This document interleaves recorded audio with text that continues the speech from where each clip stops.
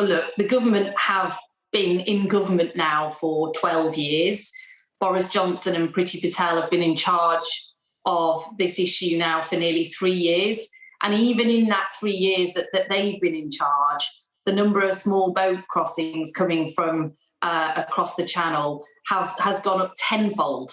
It's doubled in the last year, and it's doubling every few months now. So this is happening under their watch. They haven't taken the steps to deal with this issue, and we all want it dealt with. It needs dealing with. Criminal gangs exploiting people to make these dangerous crossings, putting pressure on our immigration system and on our border forces and so on. It needs dealing with.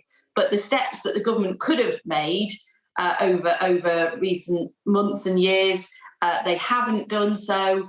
And I'm afraid, this announcement this morning has to be taken with a great deal of a big dollop, really, of cynicism and scepticism about the timing of it and whether this is actually all about distracting from the Prime Minister's own law breaking and the kind of terrible state that his government's in, rather than dealing with this issue at all. Well, I suppose it's going to play well in the Shires, especially among Conservative voters. And we do have elections coming up, local elections, in just a couple of weeks' time. It's exactly the sort of thing that Labour would do if they were in power. Well, no, it isn't actually, yeah. And you're right. It almost certainly does play well in the focus groups, and it is headline grabbing, and it seems sort of controversial and contestable in that sense. But all the evidence tells us that it's unworkable. It's incredibly expensive and it's unethical. A similar scheme that Australia, and it's designed on this scheme that happens in Australia, where they offshore people in Papua New Guinea. The evidence from that scheme says that scheme is costing £1.7 million per person to process people offshore. So we're talking about billions of pounds here that the government is committing, when actually what they could be doing is, first of all, processing asylum applications far more quickly than they are doing, which is why we're seeing people having months and years in expensive hostel and hotel accommodation because they're not getting quick decisions. They need to come to these return agreements with other countries, which since we left the EU, they've not been able to do. So even when an asylum application is not granted, the government is unable to return people to countries that either they came from or they passed through, because they haven't got return agreements. There's more that can be done to stop these criminal gangs advertising and making money out of these schemes. Amendments we put down in the House of Commons, which the government hasn't supported. So, with real determination and leadership from the Home Office, frankly, leadership and determination we just don't see, this issue could be tackled, and under their watch, under Priti Patel and Boris Johnson's watch, this issue has got absolutely, totally out of control, and that's why we're seeing this policy being brought forward. But don't you have to accept, Shadow Secretary State, that it will allow us, whether you agree with the process or not, it will allow us to better protect our borders? Well, I don't think there's any evidence to suggest that.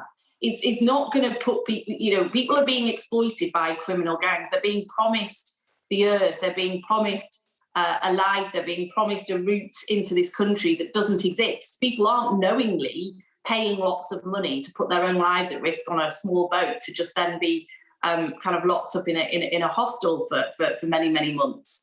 While their application is in limbo. That's not what people are being promised. So I don't think this is actually going to put that many people off in that sense. It's incredibly expensive, and there's lots of question marks over whether it's workable. So as I say, I think this is not about tackling the small boats issue. This is about tackling the government's own sinking boat issue, because we've got a Prime Minister now who's been found to have broken the law in his own premises, a law that he made only a few months earlier, that we were all, totally complying with. And he doesn't want us to have that conversation anymore. He wants us to have this conversation. Well, not on this show. We'll certainly still be having that conversation. But nevertheless, your leader initially said that he wanted the Prime Minister to resign. And then he said, actually, what's going on in Ukraine means that there are other things that are more important at the moment. And now he's saying that, again, that he wants the Prime Minister and the Chancellor to resign. Can he not make his mind up? Well, I think, to be fair, he's been very consistent about this issue. You know, the Prime Minister has, at best, misled Parliament. He has now been fined and therefore found guilty of a criminal offence by the Metropolitan Police whilst in office. Not just any law or you know, an insignificant law, but laws that we were all dutifully following to keep others safe and to stop ourselves also being found, breaking the law. We're now told that there are going to be more fines to follow. So this is not just a one-off. Minister, we know all of that. Shadow Minister, forgive me. We know all of that. But my point is that your leader has changed his mind twice now on what should happen. Why can't he just be consistent? Well, I don't think he has changed his mind. Look, I think, you know, in that very, you know, moment of the war breaking out in Ukraine, when asked about whether this was something he was still calling for, he was saying, well, look, I still believe he should resign, but there are other issues at this moment in time. Obviously, that's now become clearer again that you know, this is now a huge distraction for the government. Not only is the law breaking in of itself a real problem, and that I think the public are pretty clear about their opinion about what the Prime Minister should do, but it's also stopping this government from functioning. You know, they're not able to deal with the big issues facing us, like the energy crisis. What he said was, now is not the time for the Prime Minister to quit. So he's called for his resignation, then he changed his mind and said, now is not the time for the PM to quit. And now he's saying it is the time for the PM to quit, even though the situation in Ukraine remains the same. So I don't get it. Well, it was just that moment in time, at that point in time, as, you know, the war in Ukraine was unfolding. That was before we knew that the fines were going to be issued. You know, I think, you know, we all would have said a few weeks ago, we would have said in the middle of lockdown, of course, if the Prime Minister was being fined for breaking lockdown rules, there would have been no question that the Prime Minister should have resigned. Of course he should have done, and he still should.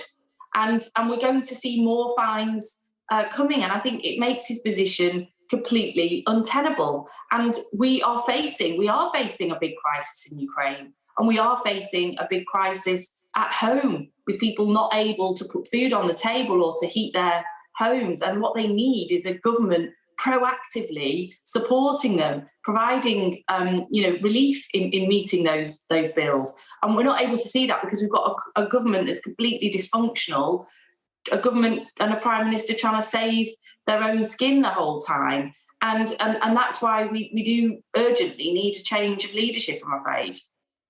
OK, thanks for joining us, as always, much appreciated. Hopefully you'll come in and see us in the studios sometime soon. Thank you.